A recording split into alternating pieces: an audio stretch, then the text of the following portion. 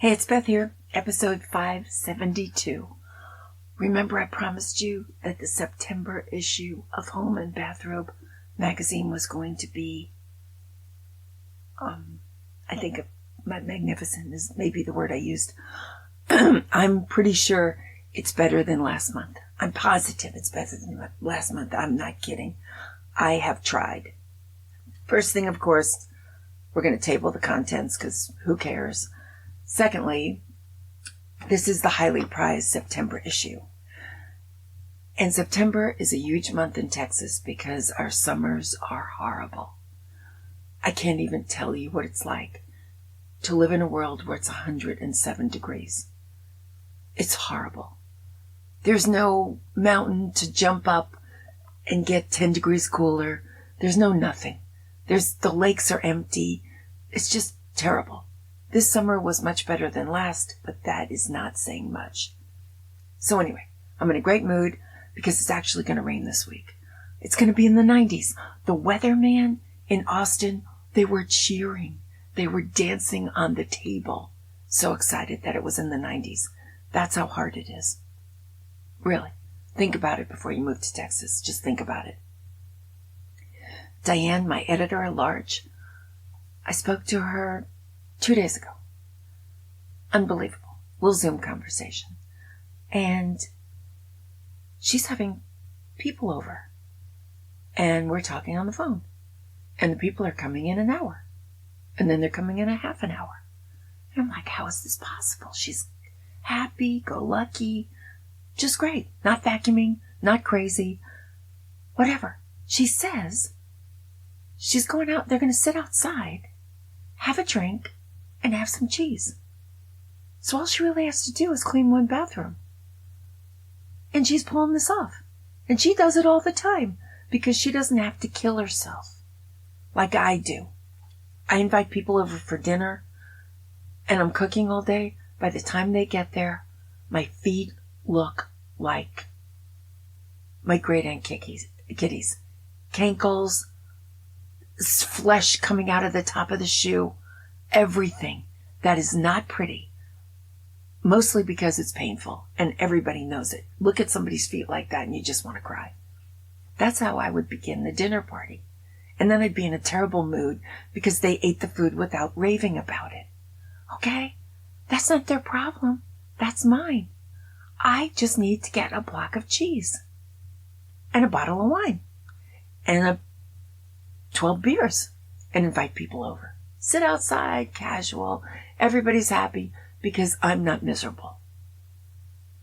So, in other words, Diane's right.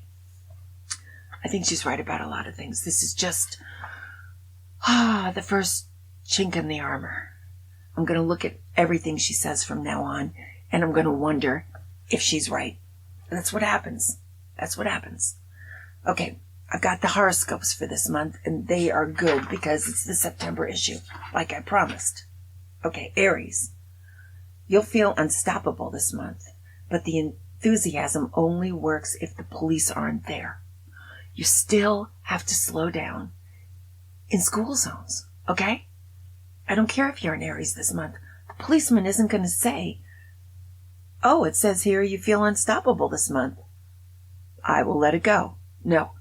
Control yourself. Okay, Aries, control yourself. Taurus, your determination will reach epic proportions this month, especially when it comes to defending your deeply held beliefs. Taurus, stay inside. Nobody wants to hear anybody's deeply held beliefs right now. Just turn on the Turner Classic Movie Station. Just watch or The Gilmore Girls or Suits. Get lost in some series. Binge watch your way out of the month, okay? Please do yourself a favor. Gemini, your ability to multitask will reach new heights this month as you can handle your to-do list with the precision of a synchronized swimmer in a Shark Tank. All right. The police, they're still watching.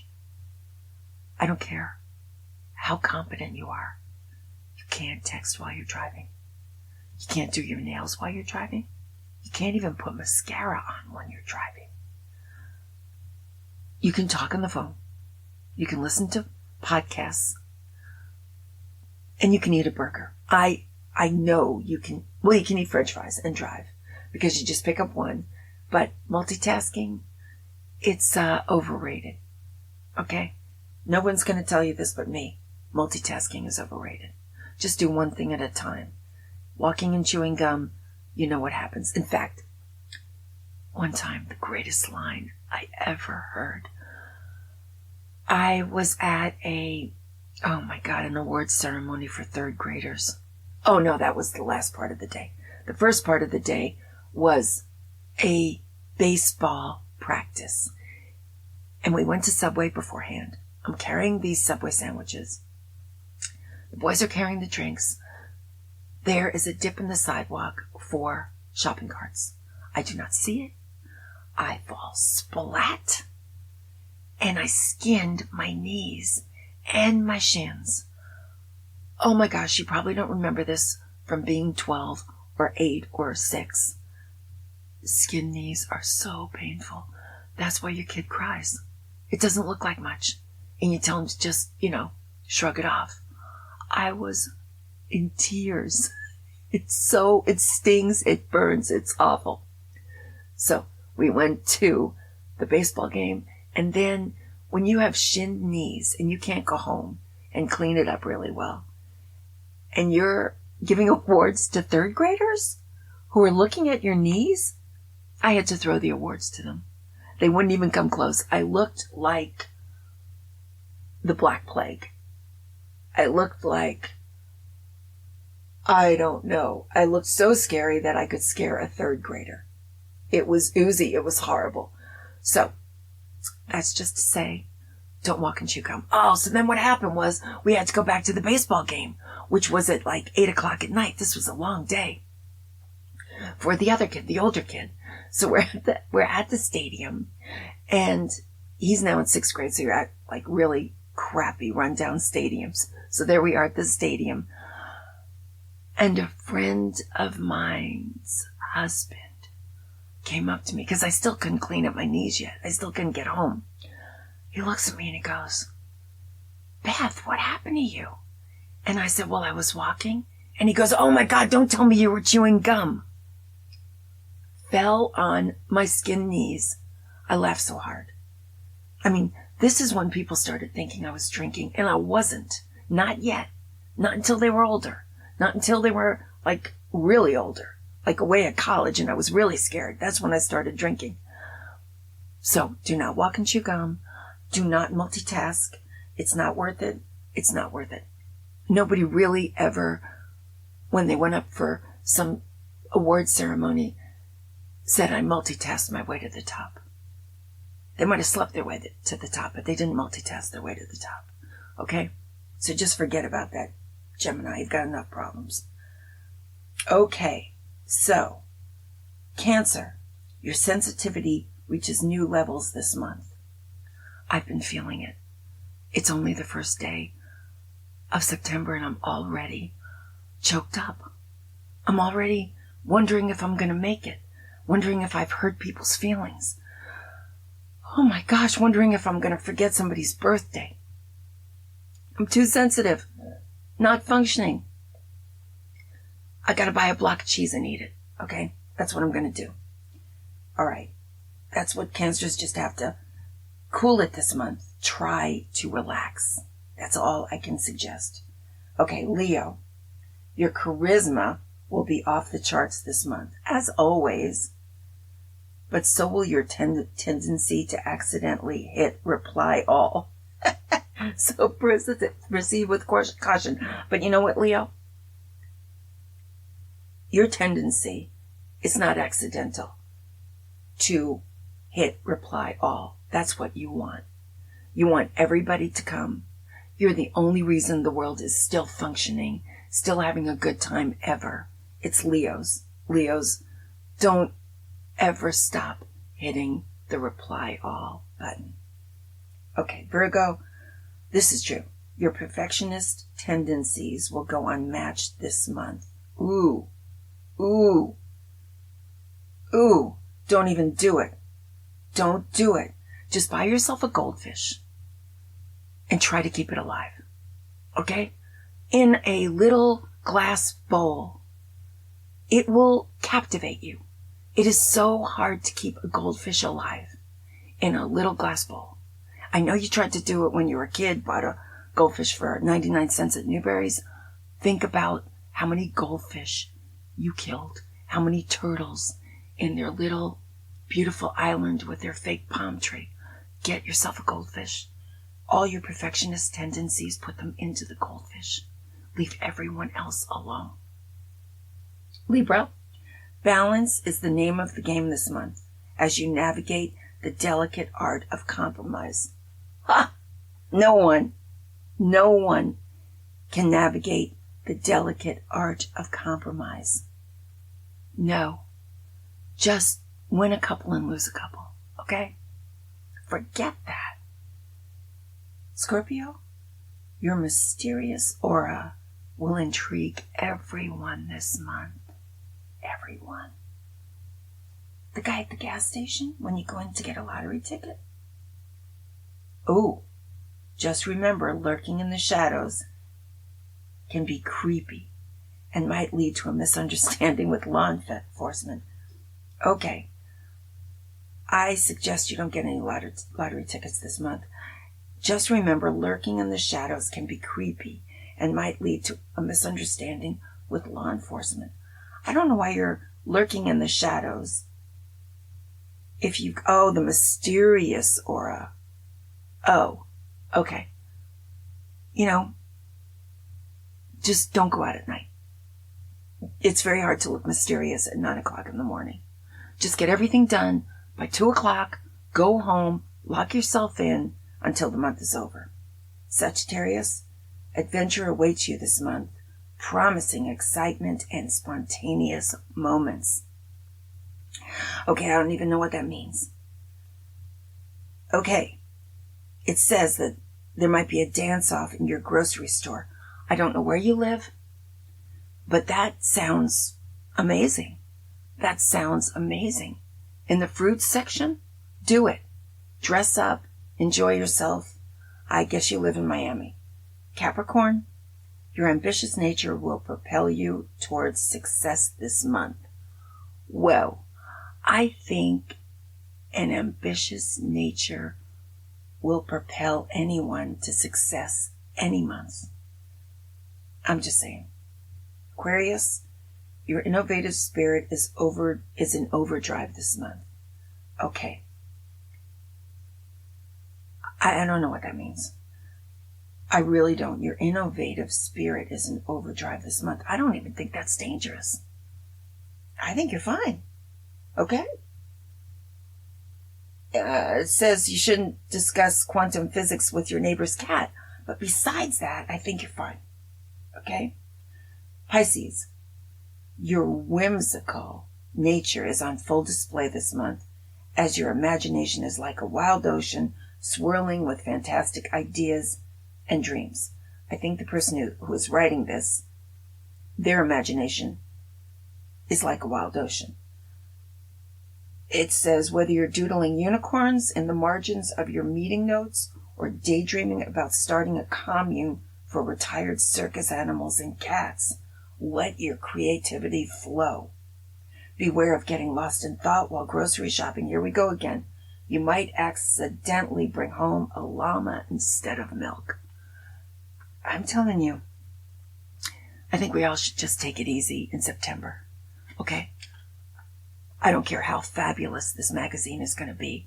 We need to just, knock it down a notch or two. Okay? That's all we need to do. Okay. Now, I have to tell you something that happened. And this is in the home decor section of the magazine, which is so phenomenal this month. Best tip ever. Because Killian, my little 7-year-old buddy, came over with Frances, my housekeeper of 40 years. Greatest day of the month when it happens, or 2 days of the month. Whenever it happens, it's great. We, of course, went to McDonald's, and we, of course, went to see Despicable Me, which we've seen before, which was actually better the second time.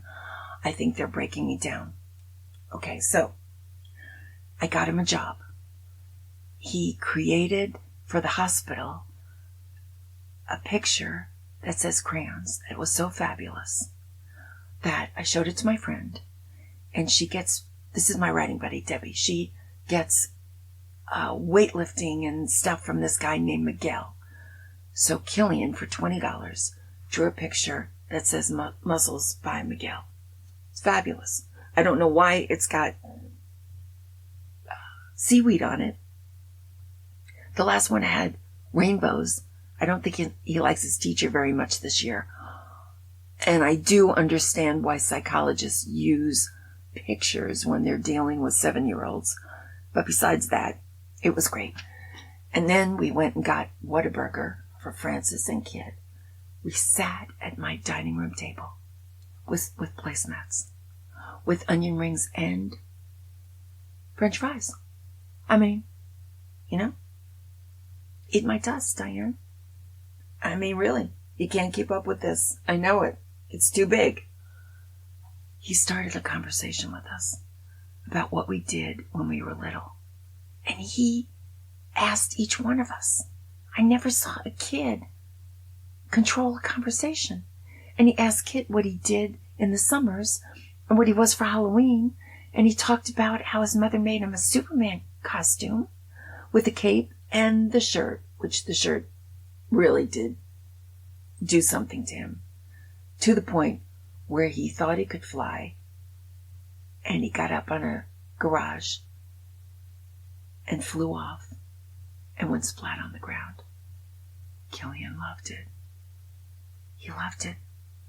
I mean, he loves Kit so much that when he goes to the barber shop, he asks for the Kit Webster haircut. But he didn't know that Kit was a kid, and a crazy kid, and he felt so close to him. But it was my dining room, and my house never looked so beautiful.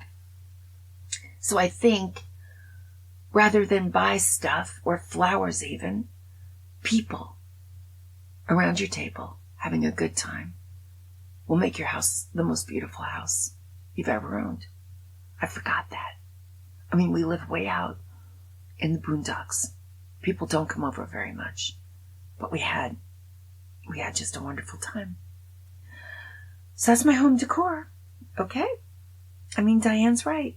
Just invite people over and just clean one bathroom. And the food? Whatever. No one cares. They just care if you're having fun. Fashion? Okay, this was big. This month in Vogue and last month in Vogue, Max Mara has reinvented, rediscovered what we knew back in the 70s, that a camel hair coat with a black turtleneck looks incredible. And it's back. And I don't have my camel hair coat anymore, but I have a couple of camel color, beautiful things, and black turtleneck. Oh my gosh, you just can't beat it.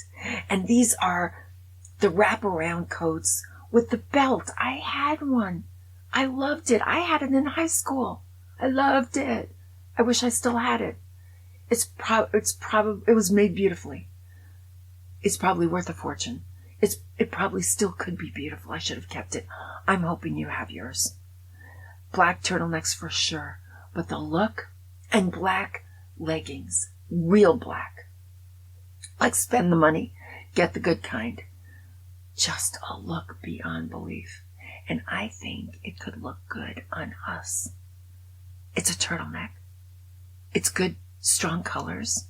I know we're older and all that, but come on. I think we can do this. So that's it. Fashion is huge. Just look in your closet. See what you can find. Okay, cuisine. I've really been struggling with this. Okay? Because I can't make dishes anymore for 6 to 8 people. And I can't really, my math isn't good enough to get it down to 2. Plus it's too much work. I'm just falling through the cracks here because I made linguine with clam sauce. First day, delicious. Loved it. Woke up the next day, it was still there in my refrigerator. Second day, it wasn't so great. Third day, I wanted to move. I wanted to leave the house and never come back. I wanted to have lunch with third graders in a cafeteria. Anything but linguine with clam sauce. I couldn't do it. So, what I'm going to do is just get a block of cheese. Like Diane, just going to get a block of cheese. I'm just going to eat it. That's what I'm going to do. I can't take it. And Kit doesn't help me. If it has linguines, clams, vegetables, except for carrots and peas, he's not in. He's not going to help me. Not at all. So, and I can't invite people over and expect them to eat linguine and clam sauce. It's too much. It's too long a drive. If I live 5 minutes away, I might try. But I can't expect somebody to drive 40 minutes for linguine and clam sauce. It's not fair. So, I'm just going to get some fabulous cheese. That's it. Okay, now fun. I'm adding the fun section because I keep reading about how everyone is lonely and sad and how kids are causing people a lot of trouble and making them depressed and they can't get anything right. Well, here's something we can all get right. A new generation of club kids. This was in the paper today. New York City, and it could be anywhere, they're having street parties with DJs who play Shark Tank songs and all kinds of things. And it's a dance-off with your kids. Everybody comes into the middle of the street, and everybody's dancing with their toddlers, and their toddlers are dancing with each other, and you're dancing with them, and everybody's just having a good time. And the ice cream man comes. Perfect. That's what we should do. Just stupid things with the kid. I remember watching my parents dance when I was little, and it made me so happy to see them having fun. It's also good for the kid's soul to see their parents touching each other and smiling at each other and laughing. It's a happy time. So maybe we could start doing that instead of complaining. And you don't need a babysitter or anything. So it's perfect. Okay, that's a good one. All right, no jokes. Jokes are out till I don't even know when. People cringe when I say I have a joke I want to tell you. But they don't cringe if I say I want to tell you a story. Okay, this was in the paper today too. This was the best. From the sea, thousands creep to land in an epic of the Great Lego Spill. It could be epoch. E-P-O-C-H. I'm so confused. On a miserable... Okay, so here's the story. Okay? Haley Hardstaff. That's her real name. She's a marine biologist. She took a walk on Port Wrinkle. I'm telling you, these Brits, they're so silly. Port Wrinkle Beach in Cornwall, which is gorgeous. And discovered a dragon. It was a Lego piece. Black plastic, missing its upper jaw. This had been happening to her whole childhood. And it's crazy. And she kept finding dragon Lego pieces, and she'd bring them home to her mother, and her mother would say, throw it out. She became a marine biologist trying to solve this problem. So finally, she solved it. In 1997, nearly 5 million Lego pieces, including 33,427 black dragons, were packed in a shipping container when a rogue wave hit the Tokyo Express, a cargo ship hauling the toys and other goods. The ship, which had been traveling to New York from Rotterdam in the Netherlands, nearly capsized, and it lost all 62 of its shipping containers, an event known as the Great Lego Spill. This story pleased no one more than it pleased Haley Hardstaff. Great mystery solved. Okay, here's another one from the Metropolitan Diary. There was only one good one today. Okay, so here it is. On Thursday nights, after the Broadway shows let out, oh, you lucky duck, you get to do that every Thursday, the M104 from the theater district to the Upper West Side, oh my gosh, she lives in a great Tony section, tends to be crowded with cranky passengers anxious to get home. On this particular night, I was standing toward the front of the bus. A man who appeared to be in his 80s was holding onto the pole nearby and humming softly. I recognized the tune. It had to be you. I said to him, "A half-price fare and a serenade. What a deal." Some others I'd seen might never be mean, we sang, might never be cross or try to be boss, but they wouldn't do. Soon, almost everyone on the bus was singing along. When we reached the end, we all basked in the moment, sharing nods and knowing smiles. Then we moved on to sunny side of the street and continued the ride. I had an experience like this happen in Tokyo with my husband. We were on a bus. I think it was a tour bus going somewhere. And we were with some really fun people. And all of a sudden, this younger couple that we were with actually got up and started doing ballroom dancing in the aisle on the bus. And we did it too. And so did some other couples. And all these cars that are passing by on the freeway are looking at this crazy bus filled with Americans ballroom dancing in the center aisle of the bus. I was never, ever in my entire life so proud to be an American. A diplomat of America. This is how crazy we are. It was one of the best times I ever had. That was my only spontaneous moment on a moving vehicle. But I loved her story just as much. Now, what I know for sure, I know that Oprah Winfrey left and no one took her place. And her magazine is gone now. And her TV show is gone now. And she really did humanize a lot of things for me. She was like the Walter Cronkite for girls. You just believed her. And I just wonder sometimes if she can really be happy with her billions of dollars and all her different mansions on the sea with all her beautiful dogs and what's his name? Stedman and her best friend Gail. And if eating lavish meals from the greatest chefs in all the world with all of her amazing friends could possibly make her happy. Supporting all the goals and all the amazing charities she's built. All the things she cares about, giving them millions and millions of dollars, looking fabulous in everything she wears. Do you think she could be happy? No. Who could be happy with all of that? I think she misses us.